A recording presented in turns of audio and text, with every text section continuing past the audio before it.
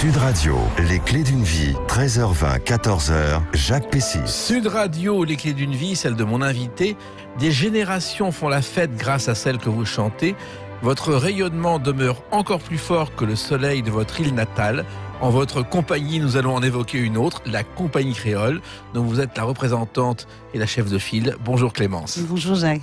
Alors c'est vrai que la Compagnie Créole, dans le monde entier, on la connaît, on a tous fait la fête avec vos chansons. Et là, il y a un nouvel album qui sort, qu'on va évoquer tout à l'heure. Mais on va revenir à votre parcours avec des dates, c'est le principe. Alors la première date ne vous concerne pas directement, mais il y a quelque chose d'important, c'est le 4 janvier 72. C'est la naissance de ce groupe. Car vous avez failli, Clémence, être dans le Big Bazar. Tout à fait. Je fais partie des artistes qui étaient auditionnés. Je suis allée même à la répétition, c'était près de l'Olympia, je me souviens. C'était à l'Olympia, voilà, c'était au dernier étage de l'Olympia. Au dernier étage, oui. Ouais, tout à fait. J'ai rencontré. Ah ouais, c'est ça, effectivement. Et vous n'avez pas été choisie ? C'est-à-dire que c'est pas que j'ai pas été choisie, c'est qu'en fait, au même moment, j'ai eu la chance de rencontrer Daniel. Oui. Parce que, bon, c'est vrai qu'à l'époque, je n'étais pas vraiment professionnelle. Hein. Donc, vous étiez étudiante, voilà, je crois. À l'époque, voilà, j'étais étudiante. Et puis, je voulais pas faire trop de choses sous contrat, parce que mon père était tout à fait contre que je sois artiste. Oui. Donc, et quand j'ai rencontré Arthur Apatou, qui connaissait Daniel Vanguard, il cherchait une chanteuse pour mettre sa voix sur un titre. Ça me va très très bien parce que ça ne m'engageait pas trop. J'ai accepté. Et comme ça, j'ai connu Daniel. Et voilà. Donc, je n'ai pas pu faire partie de Big Bazar, mais ce que j'adorais d'ailleurs, que j'ai continué à suivre et tout. Parce que d'ailleurs, il y a même deux garçons, Coco et son frère, qui sont venus avec nous après lors de mon premier album avec la Compagnie Créole. Voilà. Alors, vous vouliez au départ monter une clinique psychosociale à la Martinique. Oui, c'était plutôt une clinique médico-sociale, en fait. Oui. Parce que il y avait quelque chose qui me dérangeait, c'est qu'à l'époque, j'avais l'impression qu'il y avait deux poids, deux mesures. Il y avait des gens qui pouvaient très bien se faire soigner, et puis d'autres qui ne pouvaient pas. Voilà. Et à cette époque, vous êtes né donc au Robert, à la Martinique. Alors, c'est une ville très particulière. Il y a eu 4 maires seulement depuis 1945. Et le doyen des Français, qui s'appelle Jules Théobald, qui a 110 ans, est né à Robert. Et né au Robert. Mais ça, tu m'apprends quelque chose. Mais c'est vrai qu'en plus, j'ai mon oncle qui était sénateur de la Martinique et Saint-Fort, qui était maire du Robert pendant très longtemps, qui m'a beaucoup apporté parce que quand je suis arrivée ici pendant mes études, je me plaignais beaucoup. Évidemment, j'avais les parents loin. Bon, j'étais un petit peu la petite fille gâtée. Et il me disait, tu sais, ma chérie, dans la vie, il faut lutter. Parce que tu vois, quand j'allais à l'école avec une chaussure pour ne pas user les deux en même temps. Alors, il y a aussi un lieu très important pour vous à Paris, c'est la canne à sucre. Oui, la canne à sucre parce que déjà Arthur a rencontré les garçons de la Compagnie Créole dans cet établissement. Il faisait le bœuf et c'était vraiment un lieu où tous les entiers se rencontraient pour jouer la biguine, à danser la biguine. Et vraiment, c'est avec Gérard Lavigny. Et c'est des souvenirs merveilleux. Vous alliez là-bas pour chanter, pour danser et pour faire la fête. Pour faire la fête, parce que Arthur, il travaillait, il chantait là-bas et il faisait le bœuf avec Guy, Julien et José. Ah. Et c'est comme ça qu'ils se sont rencontrés pour former la Compagnie Créole. Voilà. Et ces musiciens n'avaient pas beaucoup d'argent. Je crois même que c'est José qui a fait la première guitare avec des cordes à linge, Clémence. Oh, je sais pas, c'est possible. Oui, il avait raconté ça, je crois, tout à fait, oui. Il avait un bout de bois, des cordes à linge, il avait fait la guitare. Et finalement, vous faites des bœufs, vous faites des noces des banquets au départ. Vous n'imaginez pas que vous allez faire une chanson. Mais non, parce que déjà, quand j'ai rencontré Daniel, quand j'ai fait le 45 tours, c'était une chanson qui s'appelait... on avait nommé ça Martinique Express. J'ai parlé de Léona Gabriel, qui était vraiment la doyenne un petit peu de la musique traditionnelle martiniquaise. Et j'ai commencé à fredonner ses chansons. Daniel, vraiment, on était amoureux. Et donc là, on a enregistré Mon Thibaut, Maladie d'amour, en 1976. Et c'est là qu'il a dit à Arthur, bon, comme c'est la Guadeloupe et la Martinique, pourquoi ne pas s'appeler, on s'appellerait faire une compagnie, on a dit une compagnie créole. Mais c'est vrai que bon, après, quand on a fait cet album-là, bon, moi, c'est resté au stade du disque, parce que je ne suis pas professionnelle. Et quand Arthur a rencontré les autres et il les a présentés à Daniel, c'est là qu'il a eu envie de remonter la Compagnie Créole en 82. Et là, nous avons sorti cet album Blogodo en créole. Et ben voilà, on l'écoute.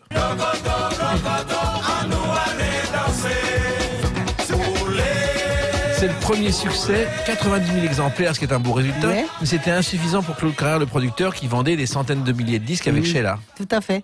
C'était insuffisant pour lui, mais pour nous, c'était vraiment une grosse surprise. Et nous étions, un peu, ça marchait dans tous les dom-toms, Martinique, Guadeloupe, Guyane, La Réunion, Tahiti. Donc on a connu tous ces Tahiti, La Réunion, Nouméa avec cet album. Et les Antillais nous adoraient d'ailleurs cet album. Ils chantent, jusqu'à présent, ils dansent encore dessus. Et quand c'était pas suffisant pour Carrère, donc c'est là que Daniel a fait composer C'est bon pour le moral. Donc on a un peu fait la tête quand il a amené ça. On va en parler ailleurs. Mais dans ce qui est fascinant de cet album, je me souviens très bien de 45 tours, où au dos de la pochette, il y avait votre adresse pour des noces des banquets. Tout à fait. On faisait des spectacles privés. Oui. On animait des soirées privées, les mariages, les anniversaires. Et c'est comme ça qu'on a commencé à entrer dans le côté professionnel du métier. Mais c'est drôle, comme publicité, on ne peut pas imaginer mieux, et vous avez été la seule à mettre votre adresse et à proposer ça. Et on n'a pas fait longtemps, hein, parce qu'après, avec le moral à fond, on a pu. Et en fait, vous aviez tous le sens de la fête depuis le départ. Et oui, de toute façon, c'est en nous, hein. Les Antillais guyanais. Nous, de toute façon, nous, on a toujours vécu avec la musique. Et puis, je crois même d'ailleurs, quand j'étais très jeune, bon, j'ai connu les Africains quand je suis venue en France, puisqu'on m'a toujours dit les ancêtres, les Gaulois. Quand j'étais en Martinique, j'avais jamais vu un Africain, je savais même pas que mes ancêtres venaient d'Afrique. Mais j'ai toujours vu les gens chanter dans les champs de canne, les champs de bananes, même quand il y avait la douleur. Je crois que la musique a toujours été une forme d'exorcisme. Exactement. Alors, il y a eu d'autres succès, on en parle dans quelques instants avec une autre date, le 14 décembre 1984. À tout de suite sur Sud Radio avec Clémence et la compagnie créole. Sud Radio, les clés d'une vie, 13h20, 14h, Jacques Pessis. Sud Radio, les clés d'une vie, celle de mon invité Clémence, représentante de la compagnie créole. Il y a un nouvel album, Les Forces de l'amour, dont on parlera tout à l'heure. Mais on revient à une date importante, le 14 décembre 1984. C'est la sortie de cette chanson. Un immense succès. C'est insensé. Oui. Vous avez été surprise par ce succès ? Oui, très surprise, oui, vraiment. Mais ça fait quand même partie comme des moments forts de chez nous, le carnaval. Oui. C'est vraiment un exutoire. C'est-à-dire que je crois que cette chanson, il y a une tradition qui est le Touloulou. Touloulou en Guyane. Qu'est-ce que c'est ? Le Touloulou, c'est un moment où les femmes se déguisent. Et c'est tellement, ça a une très grande importance. Parce qu'on a l'impression que c'est la fête des femmes, parce que toutes elles se voient ensemble, elles se parlent pour le déguisement, parce que le mari ne doit pas soupçonner du tout ce qu'ils vont porter, ni l'ami, le copain. Et ils sont vraiment méconnaissables. Et la nuit leur appartient. Et là, ils invitent qui ils veulent. Des fois, ils invitent même leur propre mari ou les copains, les amis. Les hommes ne doivent pas deviner qui elles sont. Et les Touloulous, c'est vraiment une tradition guyanaise qui est extraordinaire. C'est de là qu'est née la chanson. Voilà, c'est la liberté, les femmes. Derrière mon loup, je fais ce que je veux. Et c'est là que Daniel Vanguard est venu en Guyane et il a vu ça. Et quand on a fait un reportage, et il a même été embarqué par un Touloulou qu'il a tellement, avec une force, il a dit, mais est-ce que c'est une femme ou un homme? Alors, il faut savoir que c'est arrivé un jour à Paris, il y a longtemps, quand le premier bal de l'opéra a été créé. Les gens arrivaient masqués, et il y a une prostituée qui est arrivée avec son amant, mais pour qu'elle passe, elle a déguisé son amant en femme avec une robe que lui avait offert un client. Et ce client était là, a repéré la robe, et ça a été un véritable scandale qui a gâché le premier bal de l'opéra à Paris. Ah ben dis donc, tu m'apprends des choses. Hein. Alors, ce succès a changé votre vie, et vous êtes devenue, Clémence, la maman, la patronne de la compagnie créole. Oui, parce que quand on a arrêté avec Daniel en 90, déjà, j'avais aussi arrêté après la mort de mon père, c'était très douloureux pour moi. José et moi, nous avons eu, la nostalgie de la musique, on a monté le groupe Clémence et José en duo, et on est reparti en télé, sur les routes à faire des spectacles. Guy et Julien nous ont rejoints, donc on est reparti sur la compagnie créole. Mais c'est vrai que la société qu'on avait montée, c'était une société d'abord d'édition. On n'avait pas du tout l'intention de produire des spectacles. Et puis, de fil en aiguille, les demandes sont arrivées. On s'est trouvé, José et moi, en train de manager la compagnie créole. Et puis, j'ai continué, voilà. J'ai dit, bon, j'ai continué à... Vous êtes la maman un petit peu. La maman, je soigne. Vous faites des petits plats. Je fais des petits plats. Je suis la maman et en même temps le producteur et en même temps le manager, je fais tout. Voilà. Et le public fait le reste avec des chansons comme celle-ci. Comme dans les tableaux du grenier. Alors ça, c'est le premier succès, chronologiquement, de la compagnie créole, l'île Douanier Rousseau. C'est lié à Henri Rousseau, qui était un peintre célèbre exotique, qui s'appelait le Douanier Rousseau parce qu'il a été employé à l'Octroi de Paris en 1871. Il n'avait jamais voyagé d'ailleurs. Jamais. Il savait peindre les couleurs et tout ça. Et cette chanson, il y a une histoire parce qu'en fait, elle avait été sélectionnée, je ne sais pas si tu sais, pour l'Eurovision. Oui. Et on aurait pu gagner pour une fois. Et donc, c'était à l'Empire. Oui. Et nous sommes arrivés deuxième. Et c'est Guy Bonnet, qui avait représenté la France à l'époque en Russie. Et quelques années après, je me souviens, nous faisions l'émission c'était Star 90, avec Michel Drucker. Voilà, Pavillon Baltard. Et il y avait le directeur justement de l'Eurovision, le président de la commission de l'Eurovision, ou le directeur, et qui vient vers nous et puis me dit « Ah, Clémence, je suis content de vous voir. Je me rappelle, Douanier Rousseau, quand j'étais là-bas avec Guy Bonnet, j'ai dit, mais c'est la compagnie qui aurait dû être là pour représenter la France. » Oui, voilà. Et le Douanier Rousseau, vous l'avez fait découvrir aux Français, parce que, un peu comme Marie Laurencin avec L'été indien, où personne ne connaissait ce peintre, le Douanier Rousseau, vous l'avez rendu très populaire. Oui, tout à fait, parce que beaucoup de gens ignoraient que c'était un peintre populaire, célèbre. Et d'ailleurs, il y a même un monsieur qui avait une peinture et qui avait une toile et qui ne savait pas d'ailleurs que c'était célèbre. Et grâce à notre chanson, il a fait expertiser, c'est un vrai. C'est magnifique. Le Douanier Rousseau, donc c'était son surnom. Vous avez aussi un surnom, Clémence, c'est la Rose de la Martinique. Oui, c'est José qui m'a surnommé comme ça quand il me présentait. Pourquoi? Je ne sais pas pourquoi, parce que pourtant une rose, il y a des épines, parce qu'il y a des épines. Oui. En tout cas, vous avez toujours le sourire, et d'ailleurs, vous l'avez chanté. C'est bon pour le moral, c'est bon pour le moral, c'est bon pour le moral, c'est bon pour le moral. Et ça aussi, c'est une expression qui date de vos débuts. Quand vous chantiez, on vous disait « Ah, c'est bon pour le moral ». C'est vrai, Clémence? Oui, c'est bon pour le moral. Parce qu'en fait, c'est vrai que nous, d'ailleurs, les gens ont tendance à penser que aux Antilles, tout est beau, c'est le rêve. Bon, c'est vrai que c'est une belle île, mais avec tous des problèmes comme tout le monde. Mais on a une façon de s'accrocher, de croire en quelque chose et dire bon, ça va pas bien aujourd'hui, mais demain ça ira mieux. Mais ça va être bon pour le moral. Et Daniel, d'ailleurs, quand il a écrit cette chanson, il nous a dit, les gens ont besoin de ça. Oui, voilà. Daniel Vanguard, je précise. Alors, il faut savoir aussi que cette chanson, vous avez eu quelques ennuis, parce qu'aux Antilles, elle n'a pas été appréciée. On vous a appelé la compagnie française. Tout à fait, exactement. Après Blogodo, quand on a fait cette chanson, alors là, les Antilles ont commencé à nous faire la tête. Pourquoi? En disant que bon, on les avait trahis, que c'était des chansons pour les oreilles c'est les métropolitains en fait, et que bon, ils n'appréciaient pas. Mais par contre, c'est que paradoxalement, je rencontrais des gens à Fort-de-France qui disaient c'est très bien ce que vous faites, continuez. Donc alors, je dis tu dois choisir. Au lieu de penser à ceux qui critiquent, je veux plus penser à ceux à qui je fais plaisir. Voilà. Et les critiques ont disparu petit à petit. Petit à petit, parce que maintenant, quand on entend même les jeunes qui font le zouk, ils chantent en français. Bien sûr. Alors, on vous a aussi comparé, je crois, Clémence, à Joséphine Baker.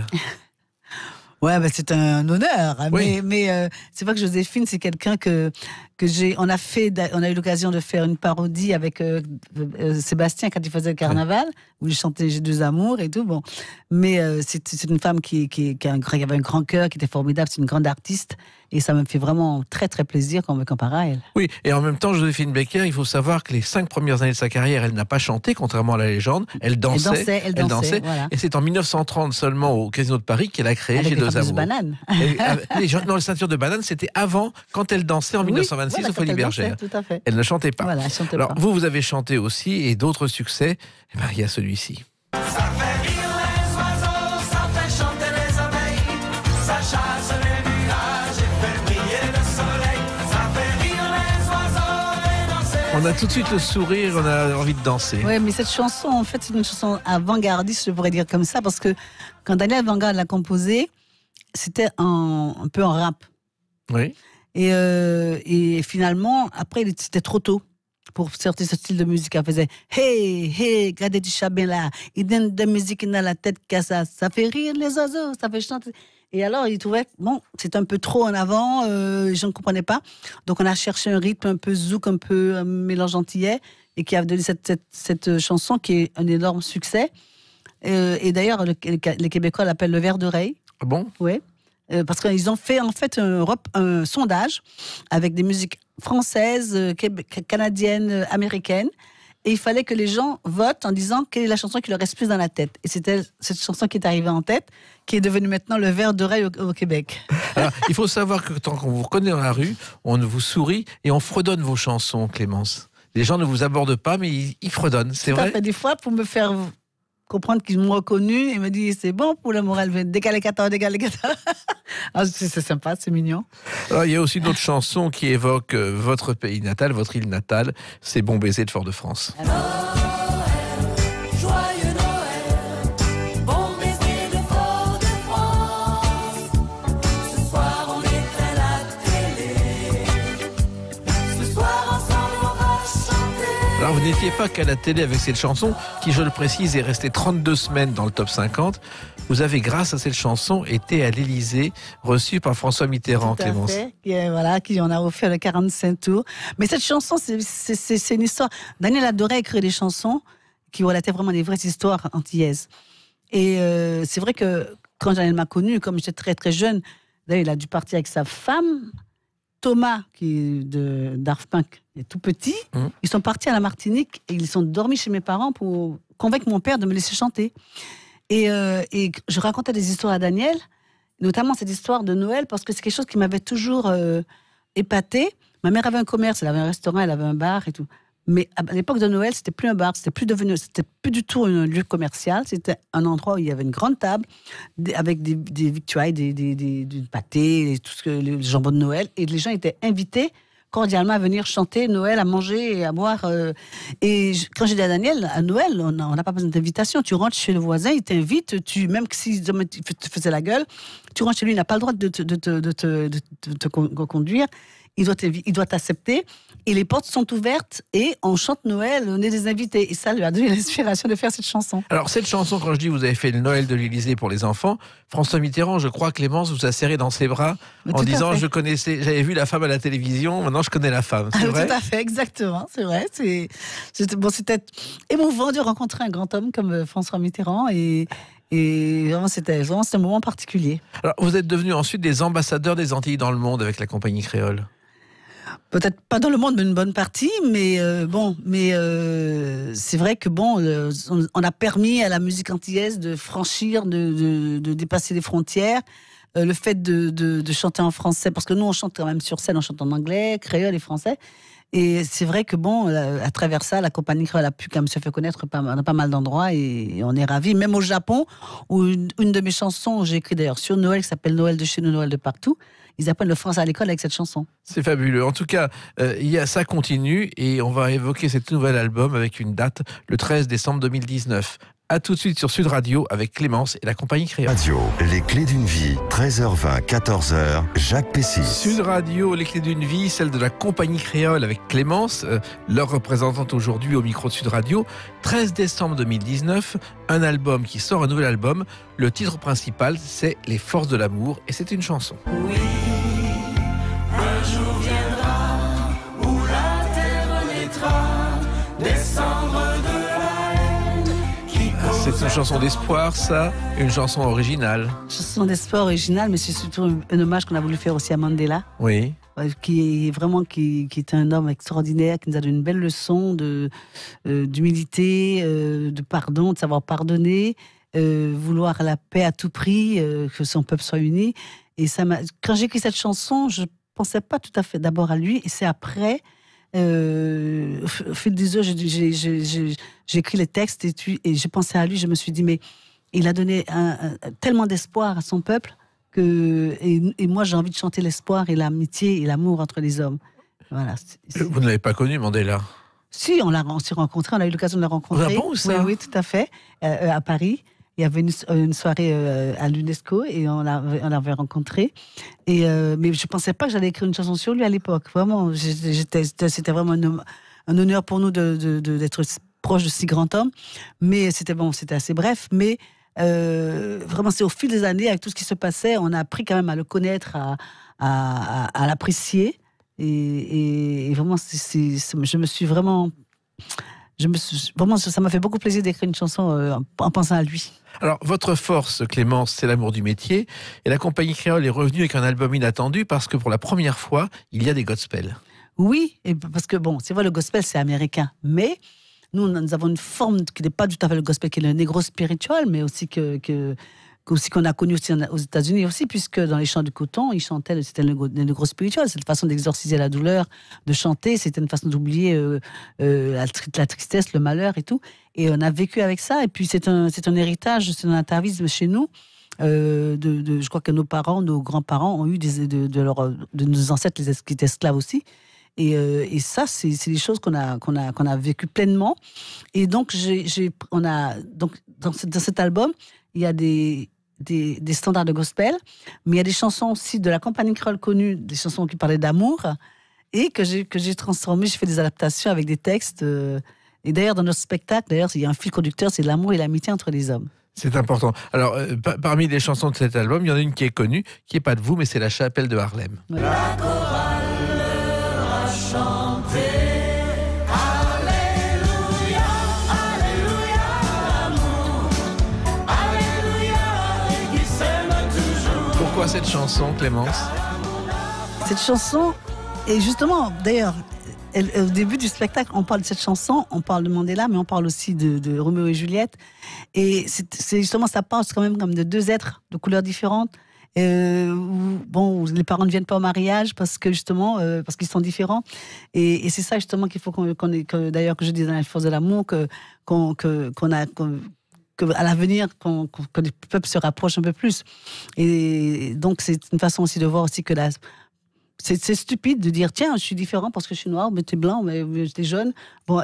On en parle de plus en plus aujourd'hui. Voilà, tout à fait. Donc ça rejoint tout à fait notre état d'esprit. Alors l'état d'esprit, c'est aussi un autre gospel, c'est la maison de notre Père. Nous les messagers de joie, nous chantons pour répandre le règne du Christ dans les nations. Sur la croix. Là aussi, c'est inattendu de la part de la compagnie créole, Clémence. C'est inattendu, mais aussi, mais je me suis un petit peu fait plaisir, puisque Elvis, c'est mon idole. Oui. Et j'adore cette chanson qu'il a écrite, My Father House. Et cette chanson, vraiment, je trouve tellement prenante et puis tellement pleine d'espoir. C'est une invitation pour ceux qui ont besoin de s'accoucher à quelque chose. Ça m'a donné envie de faire cette adaptation et vraiment, je suis très très heureuse d'avoir. Alors il y a le père, mais il y a aussi la fille, car Johanna, votre fille qui était choriste, fait partie maintenant de la compagnie créole à travers ce disque. Oui, Johanna aussi, elle a chanté cet album et son mari aussi a fait des arrangements. Et elle chante avec nous sur scène aussi. Et d'ailleurs, ça me fait rigoler parce qu'elle disait jamais je ferai ce métier. Elle voulait être médecin, je crois, non? Oui, tout à fait. Puis après, elle a fait le droit. Et elle a fait une BTS d'assistante juridique. Et puis après, elle est venue, en fait, elle a un petit peu. Nous a côtoyé un petit peu dans le métier parce qu'elle faisait de la billeuse pour se faire un peu d'argent quand elle était étudiante. Et puis elle a été rattrapée par le virus. Voilà. Alors je sais qu'il y a une chanson qui était inspirée par elle, qui était ma première Big In Party, qui a été un succès parce qu'elle avait fait sa Big In Party, c'était une pagaille totale à la maison. Et c'était, ça me rappelait ma première surprise party de Sheila, à la fin de laquelle il y a 21 fois c'est ma première surprise party, ce qui à l'époque avait déclenché le scandale des chansonniers. Alors, ce qui est clair, c'est que c'est une famille, la compagnie créole. Vous vous engueulez de temps en temps, vous n'êtes pas toujours d'accord, mais ça reste une famille. Ça reste une famille, ça reste soudé. Puis nous, on a l'objectif, c'est de continuer, de donner du plaisir, de la joie aux gens, parce que notre public nous le demande. Et je pense que si le public était là de nous, fatigué de nous, il ne viendrait pas. Nous, il est toujours là, toujours présent, fidèle.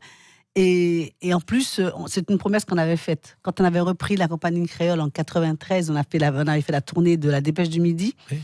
Quand Julien, Guy, Julien m'ont rejoint avec José.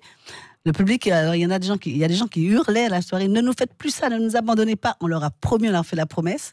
Et tant que le public est avec nous, on sera là, on sera là. Voilà. Et vous le démontrez avec une autre chanson, un classique, Glory, Glory, Alléluia.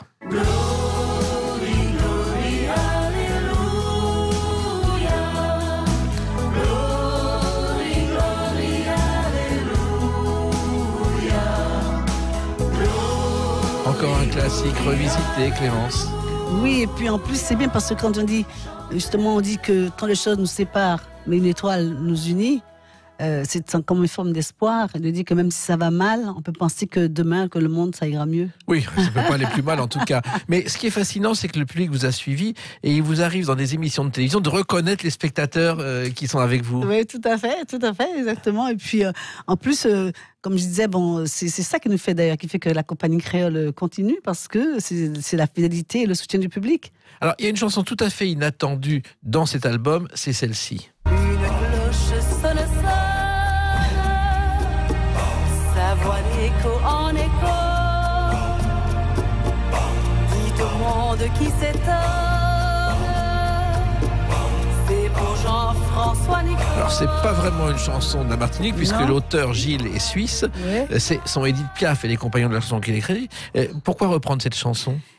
Alors, Piaf, c'est pareil, c'est aussi fait partie de nos idoles, mais j'ai une très belle histoire, parce qu'en fait, quand j'étais étudiante et que je passais des auditions, je me rappelle, cette édition, c'était au gymnase Marie-Belle. Marie-Belle, voilà. Et alors, on me dit, chantez une chanson. Bon, j'ai pas de répertoire, alors j'ai chanté «L'hymne à l'amour». Et ils m'ont dit, faites quelque chose qui bouge. J'ai dit, bah, mon Thibaut. Et le lendemain, ils me disent, vous pouvez revenir avec une robe fendue. Donc, moi, j'avais pas de robe fendue, j'ai pris des ciseaux, j'ai coupé une robe et je suis revenue. Et j'ai été recrutée. Et je me suis dit, bon, elle m'a porté chance. Parce qu'en fait, depuis mon enfance, ma mère s'était trompée en ma chanson Petit 45 tours en Martinique, et que je chantais sa chanson avec un bout de bois en guise de micro dans le jardin de ma mère. Et depuis, j'ai toujours vécu avec. J'ai l'impression. D'ailleurs, je pensais même que je l'avais connue. Et je l'avais jamais connue.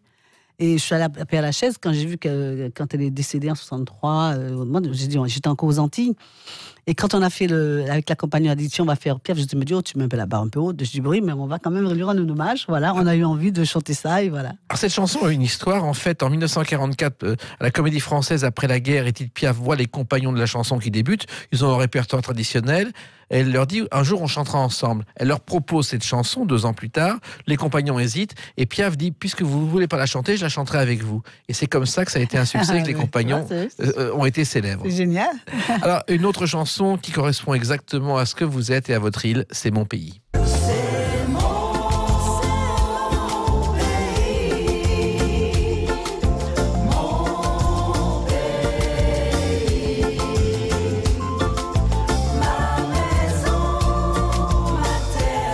Ça aussi, c'est un hommage à votre île natale que vous tout à n'oubliez fait. pas, Clémence. Voilà, cette chanson, je l'ai découverte avec Alain Morisseau, en fait, en Oui. Suisse. Et je pensais que c'était une chanson de lui, quand je lui ai dit que j'ai envie de l'interpréter.